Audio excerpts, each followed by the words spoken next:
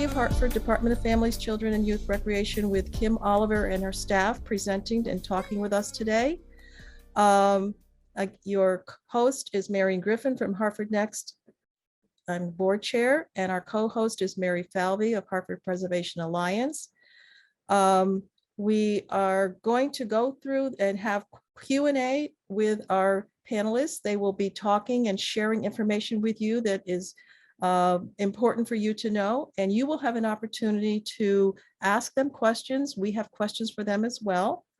And to the extent that there are any resources that that you would need or want, you can ask those questions and we will provide that information to you. Your panelists will give you links to things that they believe and that you request information for.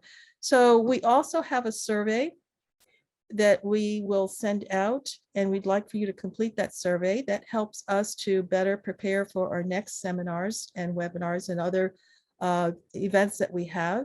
And we would appreciate it if you could actually complete that for us. So today, I would like to share with you what Hartford Next is. Hartford Next is a coalition of the neighborhood revitalization zones known as NRZs, the City of Hartford, and we also have some partners from within the community that also work with us as well. Our mission is to be the collective voice of Hartford residents and stakeholders, and we are working together to strengthen and grow our community. And so we want to create an environment where everyone can come together, because together we are stronger, together we can do more, rather than working alone to try to accomplish common goals and missions. Our Neighborhood Training Institute is our education platform, which was established in the early 2000s. We sponsor seminars, workshops, programs, formal and informal training, in person, and in the last couple of years, everything has been virtual. And some recent programs that we had, let's see if I'm moving forward, our Build Back Our Community Better, a panel discussion that included the mayor, the Chamber of Commerce, and other individuals who are working with the issue of getting our community back up and running better than before, building off of what the federal government was providing to the communities around the world, the nation. We've had asset mapping for community economic development in select neighborhoods, and it's going to be moving to other neighborhoods in the city, civic engagement and education, helping people understand why they should vote, why they should be registered, how they can participate, because everything starts locally. So with that, today's feature is, again, Children and Youth, Department of Families, Children, Youth, and Recreation, and it's the 7th in our series. And the whole point of this is to help us to better understand how the city and its department help us, work for us, and how it impacts our lives as we help and enjoy our lives in the city of Hartford. Excuse me. So today, what you see in front of you is the chart or org chart for the city of Hartford. And you can see that residents are situated at the top because we are the ones who fund the city organization, and they are there to represent us and serve us. So today you can see that we are focusing in on families, children, youth, and recreation, but you can see all the other departments. We have one presentation left, which is on March 19th, and that will be with safety. So that would be police, fire, and the communication services. So today, I'm just trying to see if our moderator is David McDonald, and he was having some technical difficulties in terms of he was on, he's off, and he's trying to get back on. But David is the executive director of Asylum Hill Neighborhood Association, and he's also been serving as, I think he was on the board of Ed, and served in other positions within the state. These slides will be made available to you so that you can actually have those and reference the information. So I'm not going to repeat everything on here. So while, while we're waiting for David to come back, what we are going to do is begin our presentation today. And I'm going to introduce you to Kim Oliver, the Director of Families, Children, and Youth and Recreation. So Kim is a Hartford, born, raised, and still lives in Hartford. She is currently the second vice chair of the Board of Ed. She's a graduate of Weaver High School, Yale, with a degree in economics, RPI, or Rensselaer Polytech Institute, with an MBA, and she has 25 years of professional experience in both public and private settings. And you can see that she's also been honored for some of her work, an Aspen Scholar and one to watch for by the Hartford Business Journal, and one of the 100 Women of Color for in 2020, I think that's 2020. So Kim, I'm going to turn it over to you, and thank you for joining us today. Thank you so much, Marian. Thank you for having us.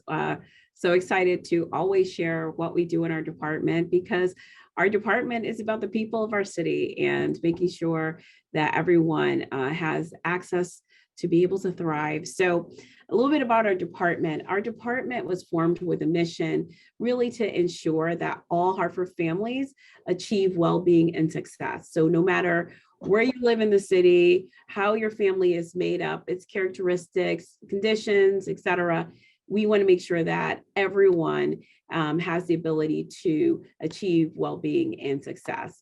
So the way we do that is we have 4 main areas of our work.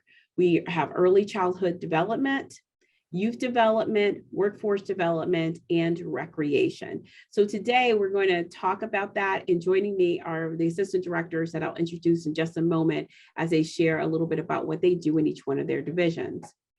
My light just turned off, so I'm going to see if I can get it back on. There we go.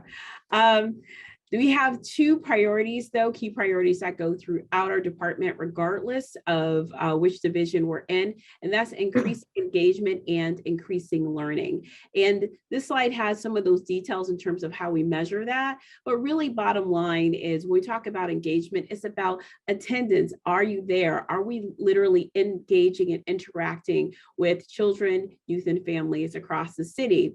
And then in terms of learning, learning is really about skill building. And early childhood education, we focus on early literacy, and then we talk about youth development with college and career competency work, and then also really the importance of our social emotional leadership and life skills. So we can go to next slide, Marian. We're good for next slide. Perfect, thank you. So the thing about our department is when I think about how we think about our children and families, we said we want it to be for all of our families to achieve success and well-being. Well, that's because we also believe a few other things, right? That every child and young person should be ready for school, college, career, and life, right? So not that you can just get to college or have a job, but that you actually thrive in life. That our young people have a healthy start. They feel safe and connected, and also have access to economic opportunity. So as I mentioned earlier, we have 3 different divisions that we're going to be talking about, and you see a little bit of that breakup here. You can go to the next slide. So as we to think about how is it that we do our work, I think the important thing to know is we know that we can't do everything. We can't do it all alone, right? We have limited resources, limited time, and there is a lot to do. So on this slide, really just highlighted some keywords I thought was really important to convey, which number 1 is collaborate. We have to collaborate. Like I said, we cannot do everything ourselves. And most importantly, it's not all about us, right? It's about our larger system of work. So all the people, services, initiatives, programs, how are we collectively making sure that we're positioning our people to be their best selves, right? Secondly, we are a partner, and we also partner in multiple ways, depending on the situation. We are an action partners, actually sometimes doing the work and implementing different programs and services, and many times a thought partner. How is it that we can be doing this work better? We believe that our work should be holistic, that our children are the center of our work, and the children are surrounded by families and community. And that's always how we should be thinking about our work, which is why it's important to think about things like multi-generational approaches like ChuGen, et cetera. Data. What we do has to be informed by information and data. Most of that comes from our residents. We'll talk about that a little bit later today. But know that the best way we can do our work is to know what's going on, what truly are the needs on the ground, and make sure that we make the best decisions for everyone. Empower our children, families, and young people, because there's a lot of programs out there that do leadership training here or there or do that. We want to make sure that we are putting folks that they're in a position of power. Now, it's all about also empowering ourselves, right? So I don't want to make it as if the city has to empower you. You already have power as a resident in the city. But what we want to do is make sure that we're providing access to those positions of power, where that way we can actually co-design and collaborate and really be thoughtful. And again, they'll talk about possibly some opportunities, how you could do that this morning. And then finally, again, we do have limited resources. So we have to be smart about what we have and also think about what we all have together, right? Because we may have certain strengths and assets, and we definitely do here at the City of Hartford, but we know that there's so many more assets and strengths by individuals and other organizations across the city. Okay, we can go to the next slide. So I first want to introduce you to Shailene Lopez. She is our Assistant Director for Early Learning. A little bit about Shailene. She's been with the city for more than 10 years. She has extensive background in early childhood education, especially as a focus of before school and after school programs. Prior to working with the city, she was at La Casa de Puerto Rico, and she did everything, including senior programs, housing, etc. So she knows our community. She's of community, born and raised here as well. So with that, I will turn it over to Shailene. Thank you, Kim. Thank you. Hi, everyone. I am the Assistant Director for the Division of Early Learning and Young Children. In our division, we provide day-to-day leadership.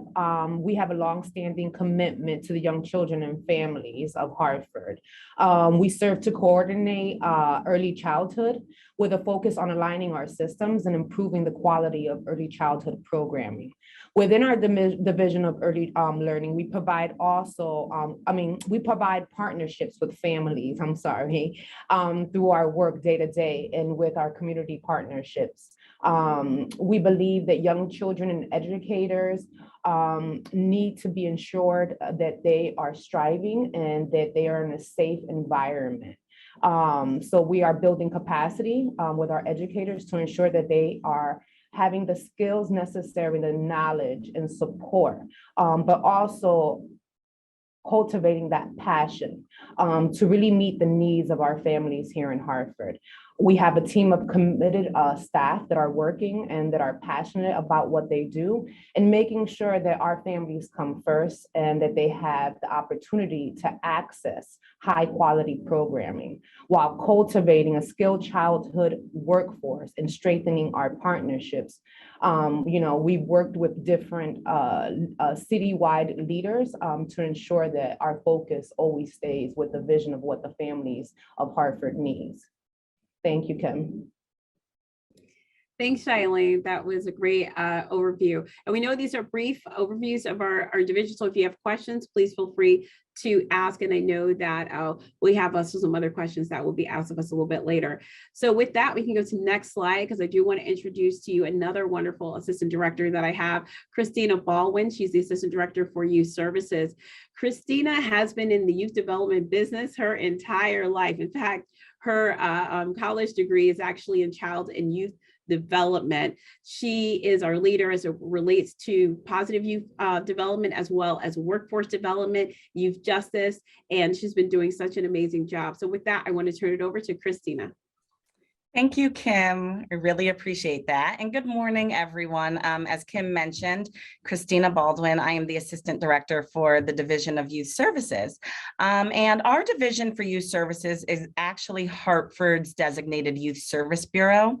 That is a state of Connecticut mandate. It's under state statute that youth service bureaus are run by the various municipalities throughout the state. So we are Hartford's Youth Service Bureau.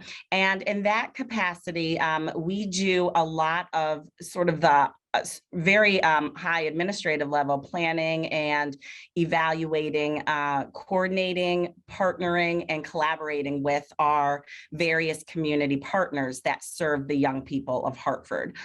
So we are very adamant about working very, very closely with our community partners so that they can have the best support and the best resources from the city in order to serve our young people effectively. In our division, we have 3 primary areas of focus at the moment. Those are youth engagement, youth employment, and youth justice. And the majority of our work falls under those 3 focus areas. And also a lot of our work, we want to make sure that, as Kim had mentioned earlier, that it's grounded in what it is that the youth and the young people are telling us that they need, the supports that they require from us as a city. So we actually convene and sort of work with our Hartford Youth Advisory Board, which are a group of young people from the city who lend their voice and help to inform the work that we are doing here in the Division of Youth Services.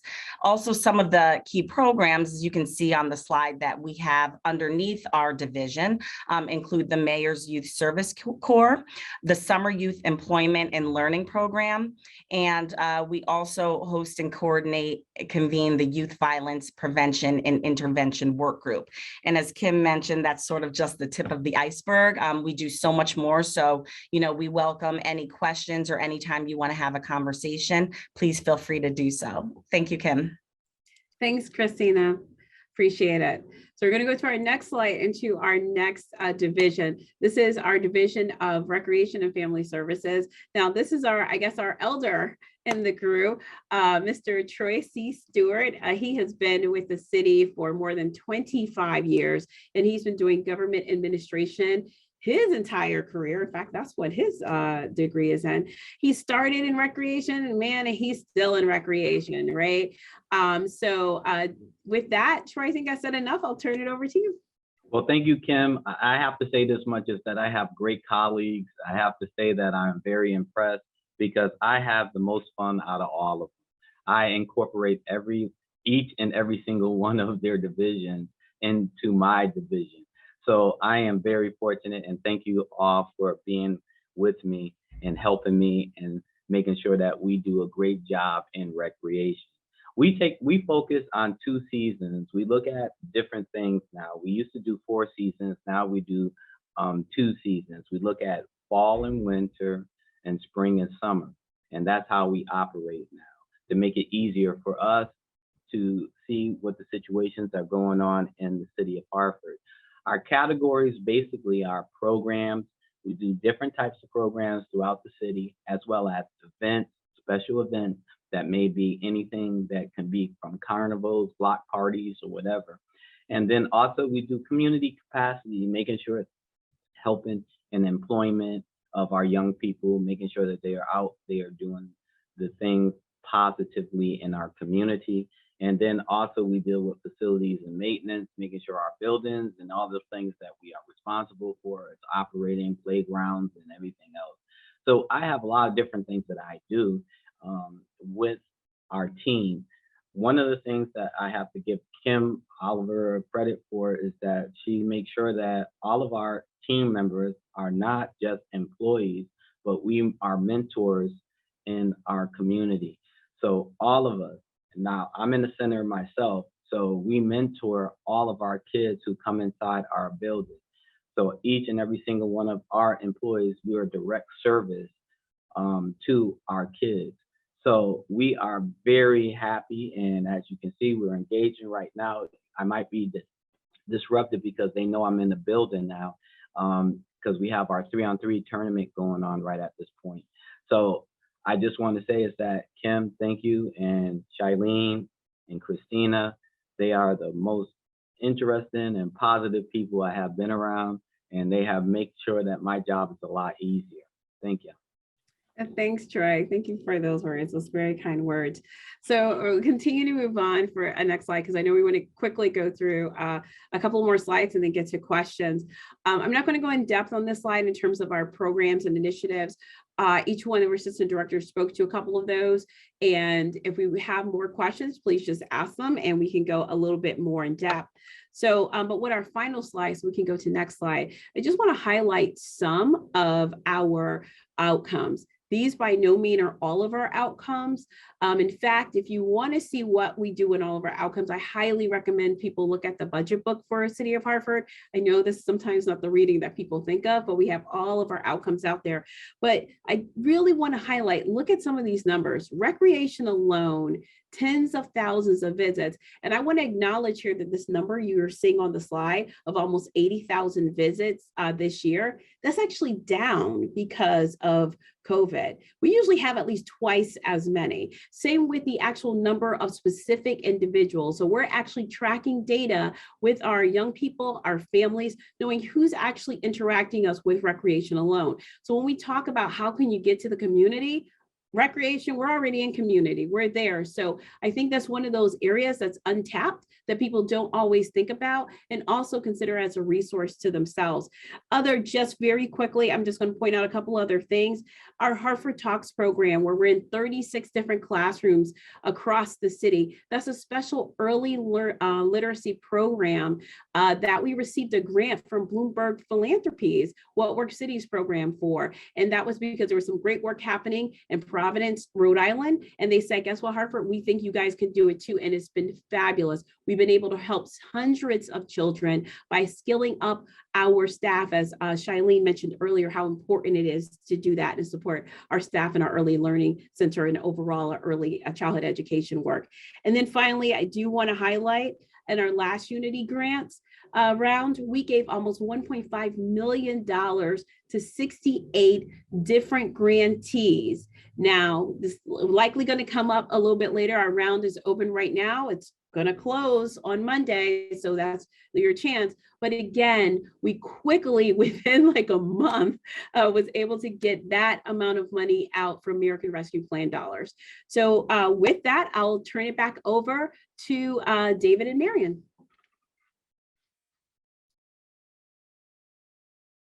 David, you're on. Yes, okay, here we go. So just a reminder to the participants, if you have questions, just type them into the Q&A dialog box on the bottom of your screen. But I'll start off with some questions we've already prepared here. And let's see. So Kim, what have been your department's challenges in delivering services that residents and you expect from your department? What is in place to overcome these challenges? Thanks, David. That's a great question. Some of our biggest challenges have been that people don't understand what we do. So the fact that we're doing this today is actually a big deal. So I say communication, and not because we are not able to talk to community. My department, most of my department are Hartford residents. We live here. Many of them are also, were born and raised here. It's more about having that open communication flow that goes back and forth so that people know what we do, as well as we fully understand at any time what is going on in our community and what we need to make sure that we're addressing. And again, it's not because we're not positioned to tap into community. It's just that ongoing consistent. So we don't have to go, oh, let's go do a survey right now, or let's make all those phone calls. It'd be better if we just always knew. I also just really want to quickly address the fact that COVID was a challenge to our department because we are a people department, and the fact that we all had to, take care of ourselves, right? We know that because of COVID, we had a lot of work around education and training, a lot of cleanup of our facilities. Troy handles our facilities for our department. We have several buildings we take care of, and just also all of our health and safety protocols. And with the great partnership, I do want to shout out Department of Health and Human Services, who are really supportive of us. So we're again trying to get back to that. And I want to acknowledge we continue to work on our website, going back to communication really quick. If you want to go to our website, you go to hartford.gov, you go to our department page, that's there, as well as we have MyRec with recreation. Again, the link to that is out on our webpage. And we're continuing to also make sure that we're always making sure information is available. You can call us because not everybody likes going on the internet and getting information. We have flyers at recreation, et cetera. So we are trying to overcome the issue also regarding communication. All right, thank you. Here's a question that I think several of the panelists can answer. Where and how does the Department of Families partner with the school system relative to early learning? As one example. So early learning, that'd be Shailene.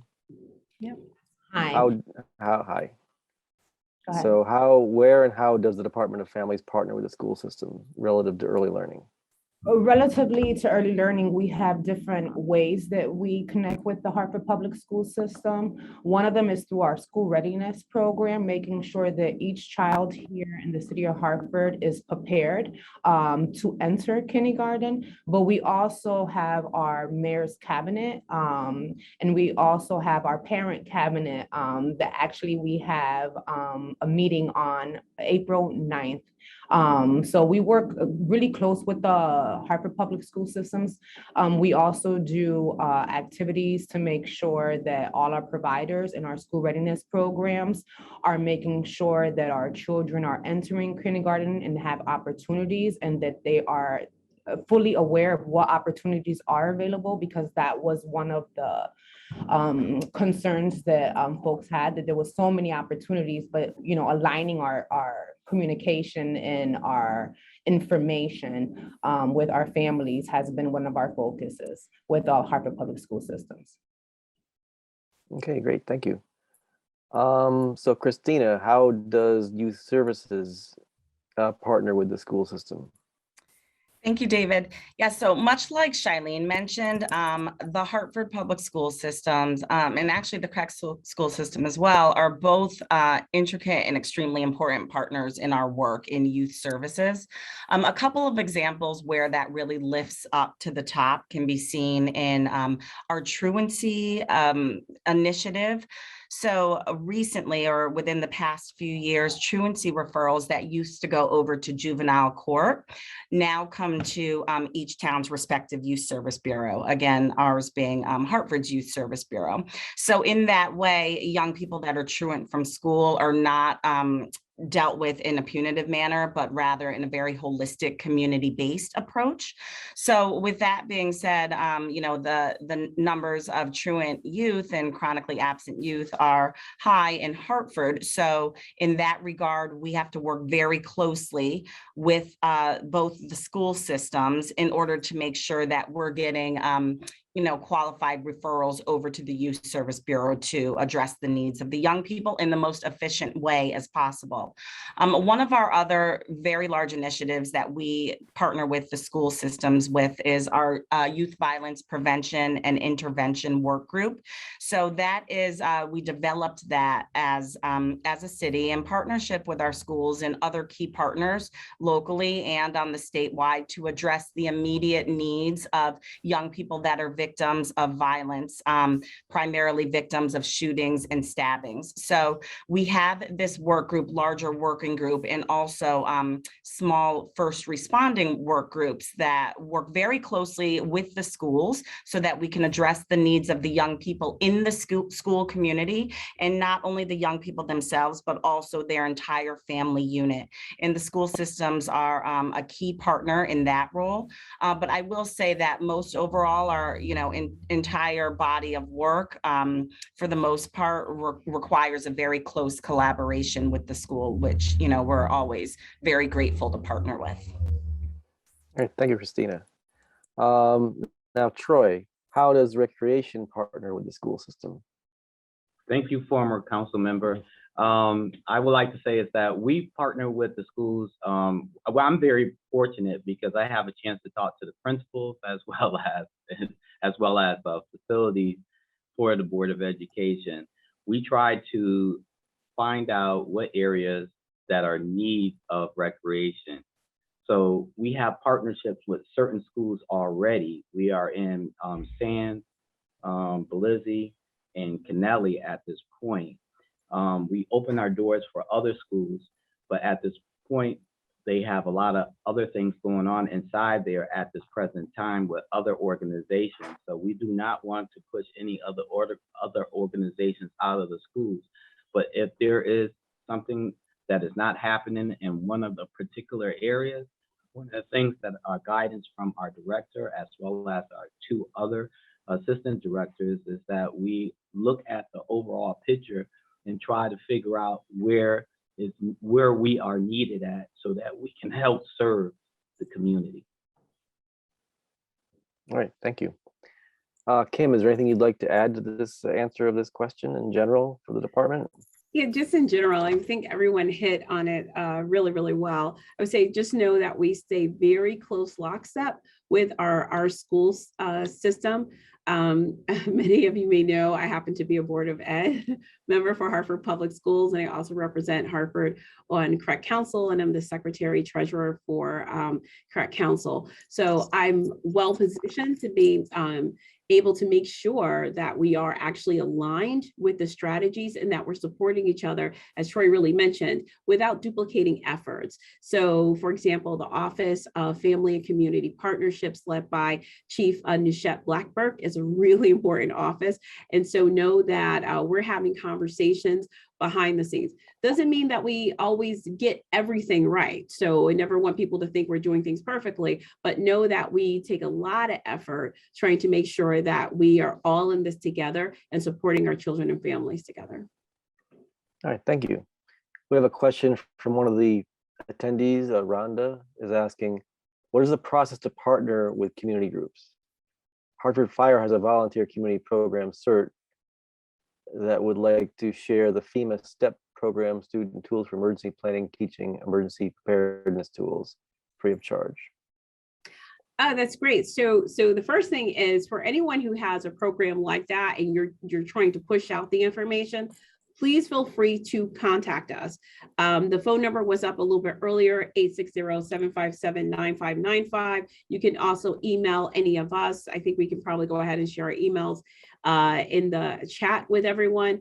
But one of the things like that, I'm going to touch on Christina a little bit, but before Christina, as you're prepping to speak, want to acknowledge in the youth services space, Christina really has cultivated a team where we literally look at the partnerships and do a lot of analysis of like, okay, is this just about pushing it out? Is it trying to support something? How can we be thoughtful about when we have opportunities? Right now, we're doing a lot of work around the youth engagement as part of our local work for the American Rescue Plan dollars. So it's not always about money per se, but it's also opportunity. The other person too that's really critical to this too is Troy. A lot of folks know that you can walk into recreation at any time, go to the front desk and say, hey, I have a program, and that information will make its way up through recreation. We have a lot of wonderful individuals and organizations that may not have a facility per se, and we do our best. We obviously don't have hundreds of buildings across the city that we manage, but the ones that we do, we try to make sure that people are able to take advantage of it because they have great services and benefits for our young people. Christine, I don't know if you wanted to add anything in terms of community partnerships. Thank you, Kim. Yes. So as Kim mentioned, community partnerships is sort of like the foundation of the work that we do. So in working very closely, actually, both with Troy and Shailene and their divisions, we look to our community partners to express to us what the need is for them in the community, and then try to help support to fill those gaps in that way, or to be a supportive partner by working both closely with early learning and with recreation. The youth services team really has a strong commitment to identifying partners in core areas of the community where the need is the strongest. I do want to mention, Kim had mentioned it earlier, that our Hartford Unity Grant Program is now out in full effect. So although we are, a significant funder in the city of Hartford to our community-based partners and providers, it's not always about funding. However, there is a big funding opportunity that's out right now. So the Hartford Unity grants are specific to youth engagement. We welcome any provider that is interested in providing engagement activities strictly for the focus of having young people to engage in learning or a fun activity of their choice. We encourage you to look at our request for proposal, which is out right now on the Hartford Unity website. The website is hartfordunity.com. The grant actually closes this upcoming Monday on March 7th at 11:59 p.m. So we encourage providers that are interested to review the requirements, to review the RFP, and to take a look at the application. And if you feel so compelled, by all means, please feel free to submit an application for us there. Again, hartfordunity.com for more information. We'll make sure that we put that website in the chat, or you can always reach out to us directly. Again, 757-9595. Thanks. Thank you. Here's a question for Kim, I believe. Let's see. Of all the different approaches of assisting with personal development and family cohesiveness, is there any one area that if focused on could have a positive impact on the entire community? What are the roles and responsibilities of a family support worker? Great question. I'm going to take this in the framework of the protective factors for well-being for families. And many of you are likely aware of it in terms of parental parenting training and skills, social connections, et cetera. What I think is really important is concrete supports for parents. And the reason I call that out is because our children and our young people live in families. And to think that we are going to make these great positive changes for our children in isolation is just, for me, not realistic, right? And so really want to make sure that whether it's around supporting work together, we talk a lot about parent engagement. You heard that come up with Shailene. She talks about the parent cabinet, et cetera. We want to know what those issues are. During COVID, we were assisting with basic needs, including food, because there was a lot of food insecurity out there. A lot of people quickly lost their jobs. How could we connect? And so I think that that's something critically important. And again, we take a holistic view. We know that we need to support our children and youth, and the way to get to that is by supporting our families. The other one that I do need to add, because I would be remiss if I didn't, is when it comes to social and emotional development, because especially the time in which we're living in right now with the impact, these disruptions, all the other implications, right, from the COVID-19 pandemic. And our young people and all our families, all of us, this was a traumatic last 2 years. We've all been through a lot, some of us more so than others. And the way we've handled it is definitely different among ourselves. So something like social emotional learning and development is just so critical. So we're continuing to build that capacity internally here in our department and really pushing that through. So even something like when we talk about the Unity grants, we're asking people, well, what are you doing to really support the social emotional development of the children and young people that you serve? So I just also wanted to touch upon that one, because especially the time we're living in right now. All right, thank you. Let's see, we have another question from the audience, from Angela. She says, thanks for the presentation today. I appreciate all the hard work you do for families and youth. She has a couple of questions, hoping you may be able to answer. What are the reasons truancy is such a significant issue among youth in Hartford? So I think that I'm going to put that to Christina, who is our local expert in truancy. And I think also, Christina, probably helpful to explain what truancy is, because some people actually may not actually understand truancy itself. So you're on mute in case you don't know. So. Thank you, Kim. I appreciate it. And thank you for the question. So I think that part of the work that we do is to try to get to, a deeper understanding about the why behind the truancy, to be perfectly honest. So I don't think that there's any clear-cut answer as to, why there is such a high number of truant youth.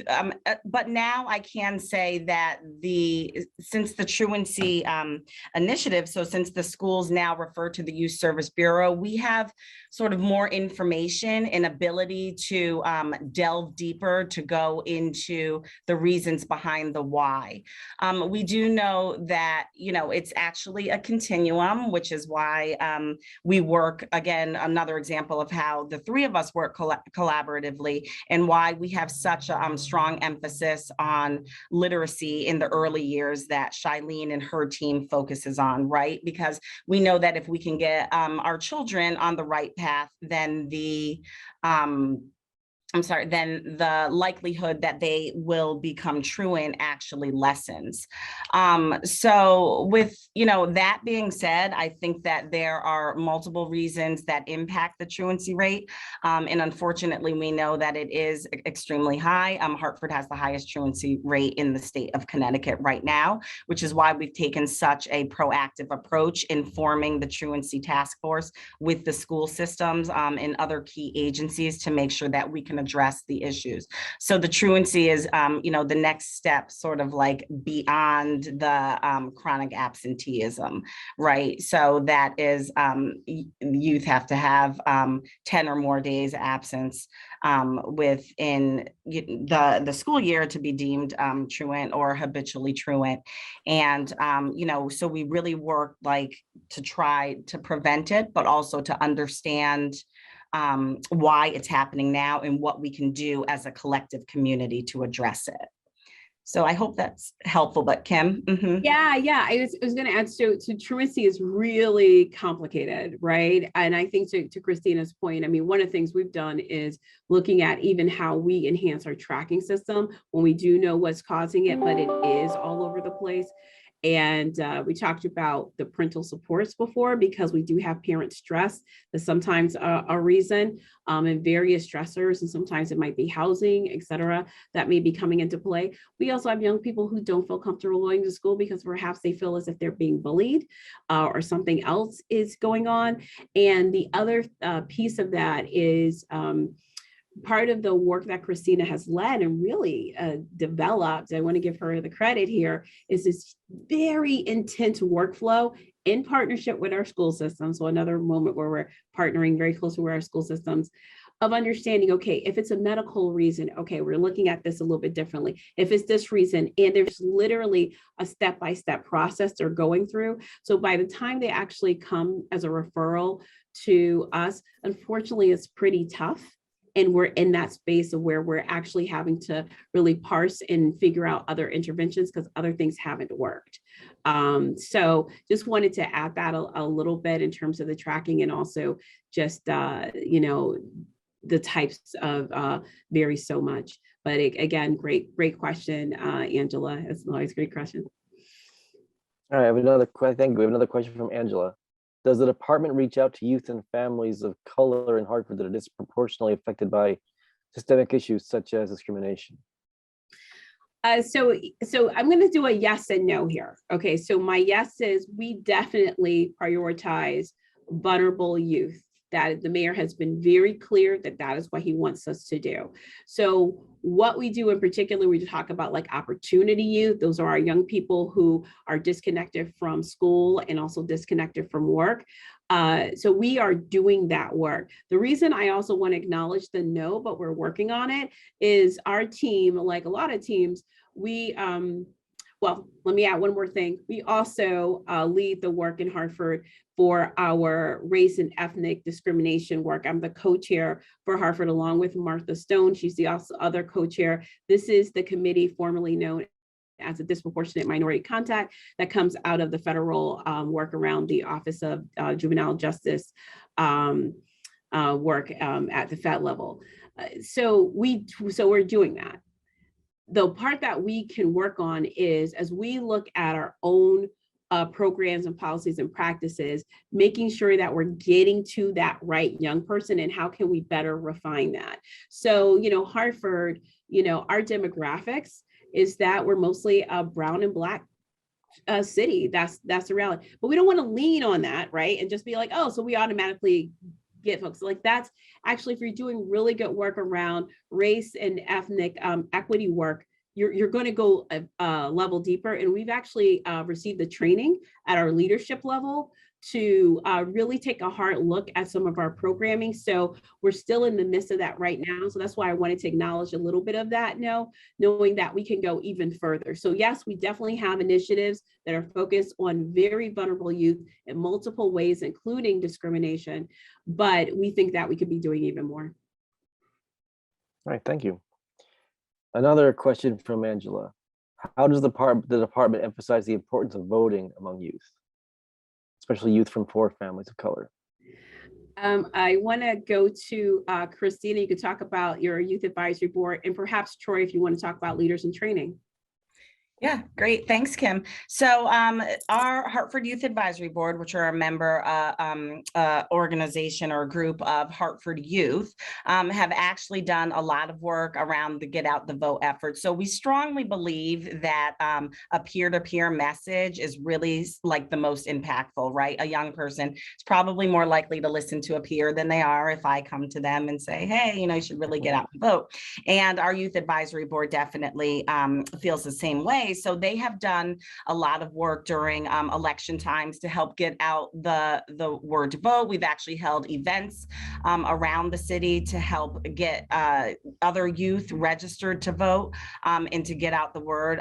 We also have done a lot of work too around the census. I do want to lift that up as well. When the census you know, just came out, our Hartford Youth Advisory Board was very instrumental in helping to galvanize the community around both, you know, census work and voting work. And if I remember correctly, those two had somewhat of an overlap for one of our local elections. So a lot of work by that happening on the peer-to-peer level with our Hartford Youth Advisory Board. And Troy, if you want to speak more about the leaders in training.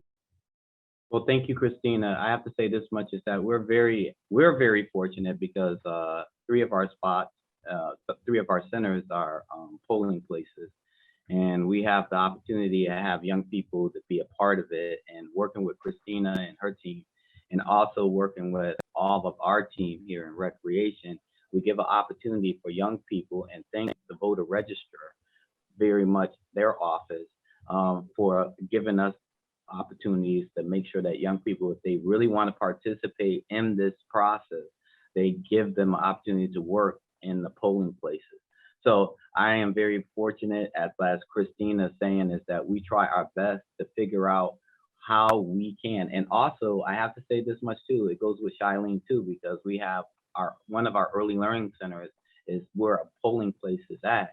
And they get the understanding of how important it is to vote. And we do have, when we do have voting going on, we explain what is happening and why they're doing what they're doing. And we have some of the individuals who are actually at the polling places to come and talk to our early learning kids. So we're very fortunate. We try our best. We don't communicate it as well, but we do to make sure that our kids understand the importance of voting. Great, thank you. The follow-up question from Violette is, what do you think are the youth? What do you think are the most pressing issues for them? Sure. So I'm going to start a little bit, Christina, and talk a lot about our older young people. So basically our young adults, and then I'm going to switch it back over to you because Youth Advisory Board, even there's some very specific work around this. So one of the things that we acknowledge, although we're all young at heart here, right? We know that we are not youth. And even though we feel like, you know, we're just as hip and all that other good stuff. And the fact that I use the word hip probably just told my age too. We believe that we need to get the information directly from our young people. So we actually work really close, and we talked about earlier that word of empowering and also having opportunities for co-leadership and co-design work. So I want to highlight a group called the Young Legends. They're young adults ages 18 to 24 plus, because some of them have been with us for a little bit now. Many of them are parents. A lot of them are dealing with housing issues, a lot of issues around the income. I will tell you, and it's really been sad because we had young people who were just beginning to thrive that we were worked with for years right before COVID. And almost every young person that I knew, both professionally as well as personally, lost their job as part of the COVID piece. And then their housing became insecure and everything became like this rolling avalanche, from that. But that's just that one piece. And those are very serious issues. And again, many of these are young parents. They already starting own families. So now we're talking about the impact of our very young ones. Christina, I'll go to you next, because I know you did some specific work. Yeah, sure. So thanks, Kim. Yes. And with all that being said, the youth have, I think I will say, lifted up two sort of top priorities right now in this space, in this time, that they have deemed to be really pressing issues. And one I think that comes up right at the top is probably around mental health awareness and supports. I think that we all know firsthand and from the youth that we speak to in the community that COVID was especially impactful for our young people. So just the being inside, the loss of the socialization, the break from their daily routine really had a great impact on our young people. So that has been lifted up in how youth identify that within themselves, and also, how they go about getting help to feel better, and naming what it is that they're feeling inside. So that has been, sort of like the key focus that we hear from the young people that they've lifted up. They are also very concerned, like all of us are, around the violence in their community. So that's also been an issue that we hear from them, that they want to be on the forefront of helping to address in this climate. Again, I think partially due to the impact, again, of this horrible pandemic, we've seen an increase in violence in our community. And just as concerning as it is for us, the young people have lifted it up as a concern for them. So those are two of the top priorities that the youth services team will be focusing on in helping to address for our young people, because that's something those are things that they've brought directly to us. Great, thank you. Here's hopefully a quick question from Violette. Are the indoor recreation centers open, including pools? Quick answer is yes. Troy? Thank you, Kim. Yes, we are. We've been open. We've been very fortunate to have a health director who's letting us do things with guidelines of making sure everybody is safe. And yes, our center's been open 6 days a week. We have all of our centers open, thanks to the guidance of our director, making sure that we are doing the right and proper things with them. And yes, our pools are open. So if you want to come from 12 to 4 at Arroyo and Parker, we're open 12 to 4 for the adults. And then from 4 to 9, we're open for the young people. And on Saturdays, we're open for the families at both Arroyo and Parker. Mesner and Willie Ware is open from 5 to 8, Monday through Friday. So we have our centers open. And then also we have the schools too. So we'll communicate that later, but we are in some of the schools as well. Okay, great, thank you. We have a question from Angela. What is the process the department takes to engage community members, encourage them to raise their voices and be heard so that they're able to get the resources they need? Thanks, David. So Shailene, get ready, because I'm going to throw this one over to you. I just want to acknowledge that this is throughout our entire department. I know we're becoming short on time, but I do want to lift up the great work that we're doing around parent engagement and leadership work. So Shailene, you're on mute. So just take it away. Yes. Right now, our focus is our parent cabinet. Our parent cabinet is built on a diverse group of folks who ultimately will be supporting the mayor's cabinet. This group meets regularly, and they're going to be helping to improve the lives of our, of our systems right now that we currently have in our early learning systems. But overall, we're really excited about cultivating our parent cabinet and having them be the voices of a lot of our initiatives that we're moving, and really have the information first and really get their get their opinion on how they feel. So really, they're going to be the guiding force of a lot of the work that we're going to be doing here. We believe that families, are our main focus, especially in our young children's life. So really getting to know what their needs and wants are is what really is going to cultivate a lot of our programming, a lot of our initiative, and a lot of our partnerships. So we've conducted a lot of surveys within our early learning centers. Right now, we're reaching out to our partners to make sure that we have a representation throughout the city. We have a lot of folks in our communities who are really anxious to be part of our first meeting that we're going to have, but we've been having subcommittee meetings. And from these subcommittee meetings, we had a lot of parent leaders who really are stepping up to the plate and really taking ownership. So we're excited to have these focus groups with them to really understand how we can meet their needs and their wants. Because of COVID, a lot of things have changed. The way we do business has changed, and our focus has changed. So we really want to know what really impacts our families and really strengthen our work that we're doing here in our department, cross-departmental, and see how we can kind of bridge some of the gaps that we have. Thank you, Shailene. And apparently, I think they're actually going to extend maybe a little bit more time. So with that, I do want to also bring up another opportunity, because the parent engagement one is huge. And so when we say increasing engagement across our department, we are talking about children and youth, but also our families, including our parents and our caregivers, all the way across all divisions.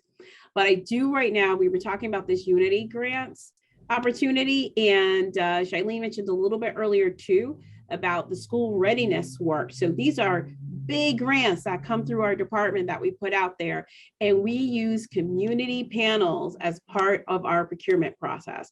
So for Unity grants, if you're asking for $25,000 or more, that means the community has to tell us their thoughts. Now, we're still going to be here as staff doing all the technical work, seeing how they performed with us before, et cetera, making sure we're still being a good steward of the public dollar, but that's a community panel. So Christina, I don't know if you wanted to share anything about that, and then maybe we can go, Shailene, back to you to talk about an opportunity during the panel for school readiness proposals.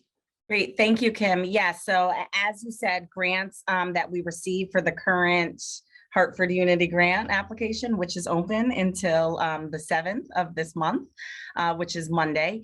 So those are reviewed by a panel of community members, right? So that is a really important part of our procurement process. I do also want to mention that for this large round of funding that we have out now, we had a public bidders conference where anyone that was interested in the grant opportunity was able to attend and ask us questions directly that we answered. And we also allowed for folks to submit questions to us directly at our email at youthengagementgrants@hartford.gov. And we have since submitted a question and answer document publicly on our Hartford Unity website as well. So we believe that it's vitally important that we receive questions that come in from the community, that we are open and transparent in our process, and that we provide all of the answers that we can to be as supportive as we can possibly be, so that everyone that is interested in being able to leverage these resources from us has an equal and fair opportunity to do so. Thank you. All right, thank you. Got one more question I want to get in here, because I keep hearing this question every year, no matter where I go. I've been hearing this since the early 90s, at least, since I started getting involved in community work. Are there any discussions or initiatives regarding using schools as neighborhood centers for recreation or other resident uses? If not, why not? So yes, great question. So Troy, you're up. You can talk about some of the initiatives. I'm a Board of Ed member. I'll start off by saying, know that my entire time I've been here, including being a Board of Ed member, this have been questions and conversations having at both the mayor's and superintendent level. So Troy, I throw it over to you to talk about one of our key initiatives, at least as it relates to this. Thank you. Thank you, Kim. We have a major initiative dealing with Active City, who is a partner with us. that are making sure that we have those individual schools in the neighborhood being serviced in the sense of after school activities. And we're very happy. It started last year, in the spring of last year.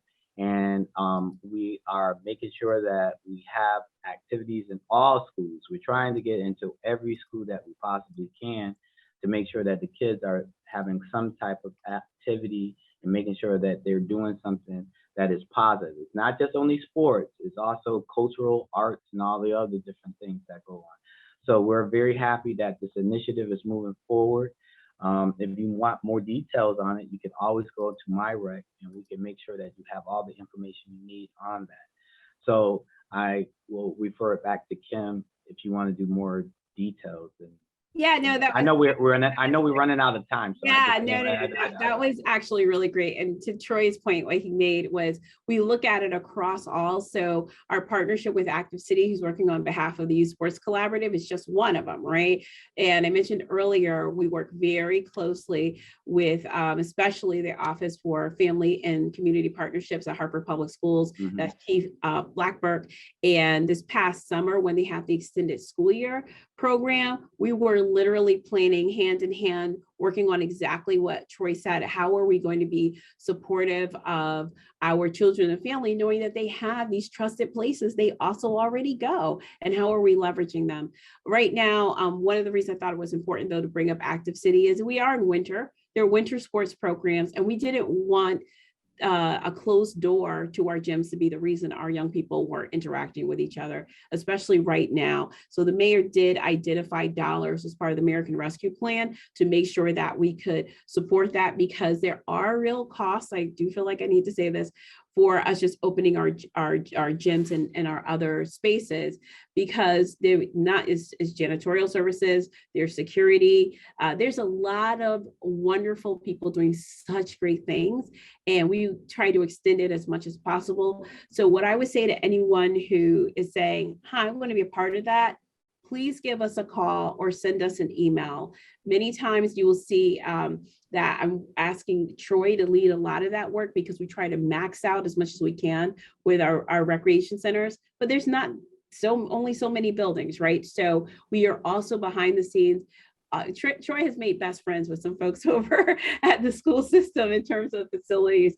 So know that if you have something going on, outreach us. We can also sometimes act as a partner in different ways and try to put our heads together to problem solve. We don't want someone not to be able to do some good stuff for our young people because they're concerned about a facility. We're not guaranteeing anything. I want to be clear about that. We're not guaranteeing everything, but what I can commit to is us working together and trying to problem solve and figure it out. Great, thank you very much. It's a great answer. Let's see. Here's a question for Shailene. What percentage of Hartford's early learners or those under kindergarten age are engaged by the department's early learning service? Are there any initiatives that have these services available in the public schools? Yes, right now through our school readiness program, we have 16 providers through the right here in Hartford. Right now, we engage approximately 21% of the 700 children estimated through the census to be in Hartford. But we also have our family child care provider network that I haven't really spoke about. We have 65 family child care providers within our network also. So I don't want the focus only to be on our center base in our early learning division. Within our family child care provider network, they probably service, I'm gonna give you an estimate number because it changes monthly, but it probably is like a good 400 children across. So we're probably serving 2 out of the 5 children currently in Hartford. So our family child care provider network is a strong network of licensed daycare providers who have their own business. And we are working very hard with that network to really work with them, not only on the workforce initiative, but also on the professional development aspect. So we have a lot of initiatives right now that we're excited about. So they're across city, they're across the Hartford city. So we're coming up with a lot of great ideas as far as peer learning groups to bring these two groups together as far as early learning strategically. But right now we're covering a vast majority, and we're also trying to identify the areas that we're not covering. And that comes with the what we call kin providers, which is usually families. Because of COVID, the landscape of early learning has changed. We realize that folks are not just trying to enroll their children in early learning centers as we used to. Folks are home right now and they want to take care of their kids, or they're working from home and they have their parents taking care of kids. So early learning right now has kind of changed. The workforce of early learning has changed. So we're trying to capture the picture overall of what that looks like for here in Hartford. So we're working to try to get that information to make sure that we're meeting those needs. Because of COVID, we have a lot of barriers and a lot of exciting opportunities as well to make sure that we serve these areas. Just a quick thing. Thanks so much, Shailene. Shailene misspoke. She said 700. She meant 7,000. If you guys were like trying to do the math at home, like it's not making any sense. It did seem low, yeah. No, and I do want to acknowledge Head Start is not part of the numbers we were including in here, but I mentioned before that I sit on CRAC Council. I also sit on CRAC's Early Childhood Committee as part of the council, which is the advisory committee for Head Start. So our department is still touching even those pieces as well. And Shailene's also, as she's looking at the larger system. So as she mentions, it's not just our center base, it's our family child care network, but she's also beginning to look at how can we support what they call kith and kin care. So like if you have an aunt or a cousin or a grandma, usually, or somebody, and it could be, I don't mean to make it like it's all female, it could be a dad, anyone who is usually taking care of children. How can we also be supportive of them? I do feel also, Dave, if you don't mind, I just want to add, there's some families who are still not comfortable yet coming back to childcare because of what's going on. And we also are dealing with the workforce issues that Shailene mentioned. So we are number one, done a lot of work around health and safety with our little ones. I'm always so impressed that we can figure out how to get 3-year-olds to wear a mask all day. It's kind of, our staff is amazing. And if you guys ever wanted to learn more about that, please outreach to us. There's some great opportunities in terms of jobs and careers, and looking at especially the larger career ladder as it relates to early childhood. But it's been really, really tough because similar to when we talk about our policemen, our firemen and women, and et cetera, that these are our frontline workers as well, and early childcare. And so I just want to lift that up, and just know that if you place your child in our system, we have so many protocols in place to make sure that that's a safe environment for your child. And also, if you're interested and you look at that wage, you go, ooh, I don't know, outreach to us and have a conversation. We can help and work on and share what the larger career ladder is. So maybe you're entry level, maybe at a certain place, but we can know that we could get you there. So I just want to put that out there as well too. Okay, thank you. Just want to announce the audience, if you have any more questions, please type them into the Q&A box. We'll probably be wrapping this up in a few minutes. So get your questions in if you have any. One more question here for Christina. Could you explain to us what is meant by opportunity youth? Who are they, and why is it important to focus on the needs of this group? Sure, yeah, absolutely. So I know that Kim touched on it a little bit earlier also, but when we say opportunity youth, we're talking about those young people that are between the ages of 16 and 24 that are disconnected from work and from school. We have done a lot of work around addressing the needs of our opportunity youth. And again, I know I sort of sound like a broken record here, but we always try to make sure that our work for young people, is done and led and informed by the young people themselves. So there actually is another leadership group in Hartford, the Hartford Young Legends, that help to inform the work of Opportunity Youth.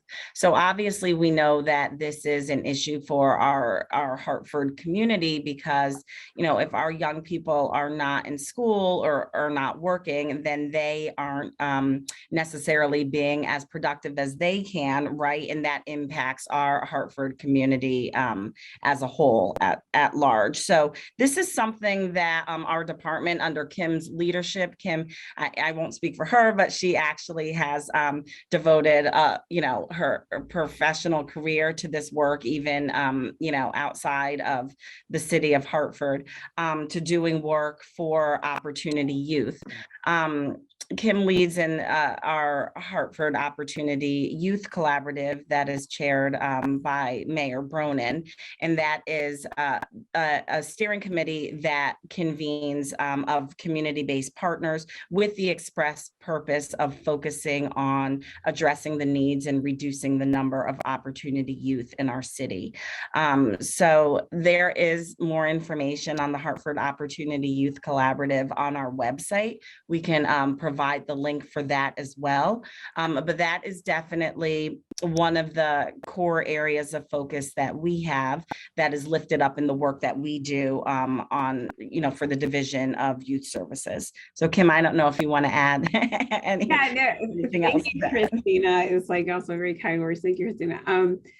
Opportunity Youth is our future. When we started our work around Opportunity Youth, which was initially identified as a term that probably was being used before, but formalized under the Obama administration, 2013, there's a lot of work that came out across the country.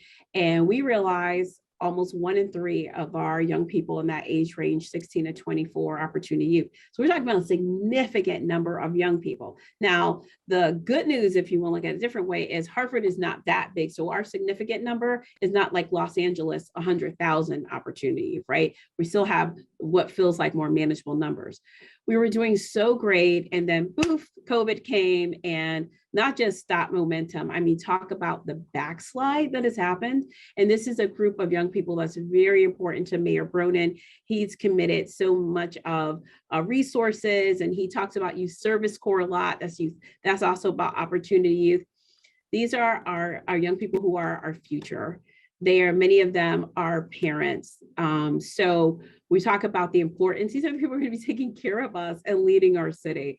So it's such an important group. And even beyond all that, these are our neighbors. These are our young people. They are our children. So just a really important population. And when you find out many times, first of all, just by speaking to any of our young people, you find out there's a lot going on there in terms of trauma, things that happened where, collectively as a system of people and organizations, we didn't do the best by them.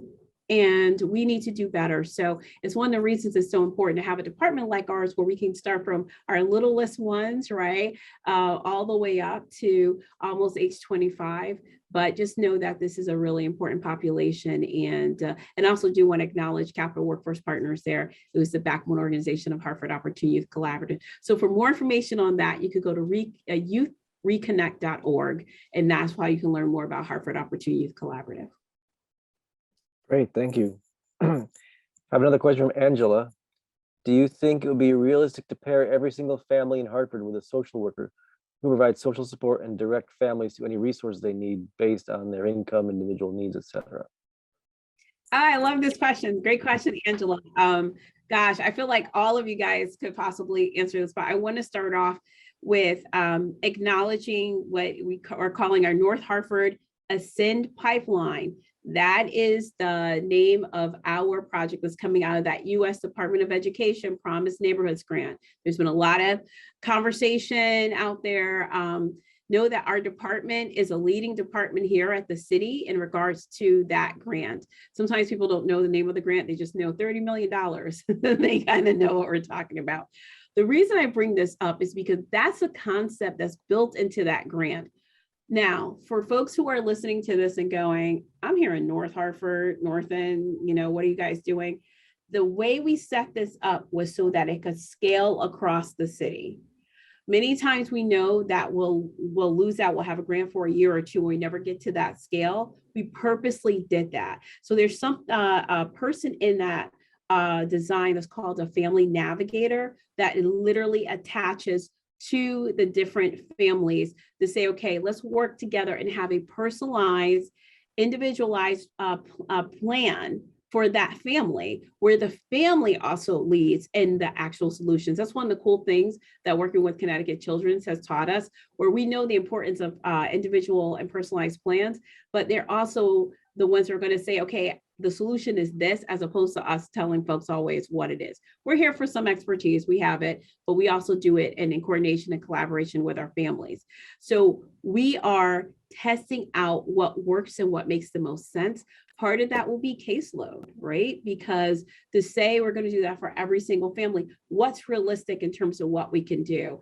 And then also, how are we leveraging the different organizations so that so you don't have to do it all by yourself, right? But you could have a point person who's acting as your key connector and also making sure there's accountability in the system. What you didn't hear back from XYZ organization, I'm going to make sure that that happens, that type of thing. So that's actually what we're building out. I know when people hear about the Ascend pipeline, it sounds really complicated, but that's the core piece of it, is how are we holistically supporting families so that we're on a continuum.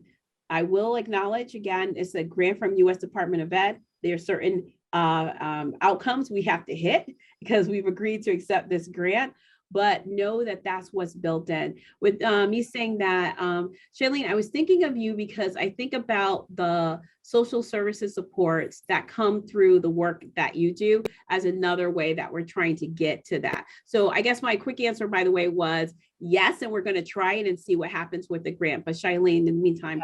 Yeah, when she asked that question, I automatically thought about the staff that we have here. We use a tailored approach. We recognize that everybody has individual needs, just like a child. We have to individualize our curriculum based on the child's needs. We also base our services and we tailor them to each and every individual. So when it comes to that social component, building relationships is key. We have staff here who do a great job at really getting to know our constituents on a one-on-one basis and really establishing those relationships that last beyond center-based. Right now, we have parents who just call us just to check in. So that relationship building is key. And tailoring our services key. With the family child care provider services, right now, the person who is leading that work, Ana Cartagena, she has a great relationship that she really can kind of peel apart these services. So when it comes to a family child care provider, not only are we working with that provider on the professional development, we're also working with that provider's families, their family, and the families that they serve. So it becomes a network of services. So we're lucky that in this department that we can kind of streamline our efforts with recreation and with youth, and we can really offer, I keep on saying tailored because it's really tailored, all these services. So if we have a family who's interested in professional development at a career base, then we have a network of providers that can do that. But we also have recreation. So we have a family who's looking just for pool time or looking for summer activity or just wants to do exercise. We have that. We have a family that we're serving who's interested to get more information for their youth about summer employment. In this department, we integrate all our services to make sure that we're providing it. And it's something that I find so exciting that, when a parent comes in, we can be like, hey, we have all these cool services and we actually deliver outcomes. So we're just not offering these services and saying, here, this is the information. We make sure that our families are engaged and they become part of the bigger community. So we look at the services we have here as community, but we also work with Health and Human Services, with the fire, with police, just to engage all these other services that Hartford has. And I want to focus our family child care provider because we do so much work, especially when it comes to the lead programming, having families receive WIC information. So when they come in through the door, they really get I don't want to say an inquiry, but that first contact is that getting to know what the family needs, and kind of our staff kind of cultivating a team of efforts to kind of work on that individual needs has been tremendous, especially during COVID. Our families were facing a lot of trials and tribulations, and support that was needed. Like Troy, we had Marlon deliver food to our early learning centers during a time that our centers were closed. So that was great work that we did. Just going door to door just to make sure if your child, our centers are closed for some reason, COVID, you're still going to have a meal. And that partnership with the recreation was amazing. So a lot of our families, the feedback that they gave us was tremendous. Even when it came to curriculum, just dropping off door to door packages with what they can do with their child at home. We did so much great work, but really tailoring our services to our families is something that I think we excel at. And that relationship building is just tremendous. So yes, thank you, Kim. Thanks, Shailene. One more, we have time for one more question. I'll throw this to Kim. What upcoming initiatives will be of interest to residents and businesses? What will be the impact of the city government and residents and businesses? Well, I thank you, David. This is, I kind of guess shared a little bit about it. I think the work around the North Hartford Ascent pipeline is huge, is transformative. The reason that it is, again, you hear the tagline of this is $30 million over 5 years. And you hear that there's a match requirement, right, of $1 to each dollar. So over $60 million collectively working. I want to say it's not about the money. It is a bit about the money, because when you want to do enough and make that kind of impact that can be transformative in the lives of our families, our neighborhoods, and our community and city at large.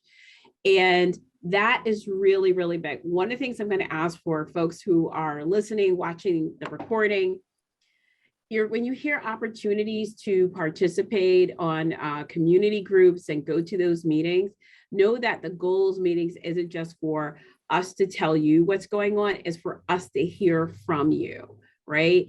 And again, we're in a planning process right now with that. And I know North Hartford, North is put on there, but please know that, we've been dealing with some of these issues for a while, and it's not as if we've all figured it out, because if we had, we wouldn't be dealing with some of the issues we're still dealing with. And so I really think that's a critical and really important one. That said, so that's a big one, look at multiple years. Really quick, summer is coming. Okay. I know we don't have a lot of time, so I usually pick on Troy and do. We know that our young people want engagement, need to continue having engagement. We do a lot of work around recreation, which is why I was going to pick on Troy for a moment, but because we want our young people to have fun and to continue to heal from the traumatic experience we've all gone through in terms of the pandemic. So Troy's going to have his playground programs across like 11 sites across the city. He's going to have some wonderful camp programming. He's going to be popping up. Troy ends up bringing popsicles sometimes with him as he's going site to site to site. So some really cool stuff. Our pools will be open, and making sure that we're building especially swimming skills, which is so critical for Black and Brown communities. We'll have that. Summer youth employment, that application is open right now. That link is off of the Capital Workforce Partners website. So if you go to capitalworkforce.org, you should be able to get to the application. I believe it closes April 30th. You perhaps need a couple of dollars in your pocket, perhaps for yourself as a young person, or perhaps for your family, because we're having a lot of that where young people are taking care of their families. please, please, please know that you could do that, because summer is critical, as well as we'll be bringing back again our summer evening program, again, for a place for young people to go have fun, is safe, be in fellowship with each other, have a good time. And so that, give you some alternatives, because a lot of things we hear at times is young people don't have a place to go, regardless of age. We're working on it. And then finally, I do want to also acknowledge the work that Shailene and her team does. We do it year round, because we know how important, it's great to have a summer break, but sometimes you still need a place for your child to go and learn, right? And do all that work. So her work is year round as well. So if you do have little ones and maybe you figured it out the rest of the year, but you need to figure something out for the summer, please know we can help you that way too, because summer is really critical. And unfortunately, we know right now in terms of our numbers, as we look at just our public safety numbers right now, we wish they were better. We just want to make sure we have a great, happy, healthy, amazing summer. So I wanted to put that out. Again, if you ever... Kim, I thank you. We could go on for another hour. This has been fabulous. I really thank all of you, Kim, Troy, Christina, Shailene, and David for moderating. But maybe we have to do a second round on this and with more focus on some other things that are important as well. So in the interest of time, what I'd like to do is give some acknowledgements, and let me share my screen for a moment. See if I can do this. Yeah, let's do this. So we are, as indicated in the beginning, this is recorded. The recordings will be made available. The good news is that this will be available on HPA-TV, on Hartford Next YouTube account. So this will get hopefully a lot of traction and understanding. We do have a survey. We'd like for the participants to take a survey, and that will be sent to you as well. We have an upcoming program on the 19th on public safety, and everyone will receive the slides after the presentation is over. So I'd like to give some acknowledgement. Those of you who know of your Hartford neighborhood revitalization zones, NRZs, you know how to get in touch with them. If not, go to our website and you can find your NRZ and join up, find out what's going on in your community. Also, we want to give thanks to the Hartford Foundation, who made this possible for us by funding this. And lastly, I'd like to thank our panelists today, Kim Oliver, Shailene Lopez, Christina Baldwin, and Troy Stewart. Our interpreters, Alba and Carlos from Interpreters and Translators Inc. in Glastonbury, and our moderator and co-host, David McDonald and Mary Falvey. So, and also, program committee, without them, this would not happen. Jack Antonich, Janice Castle, and Emily Lugo. So, until next time, we thank you. We want you to join us for the next one, and sign up for our newsletter if you're not already on it. Sign up at www.hartfordnext.org. Contact us. Thank you all today, and hopefully we will see you again.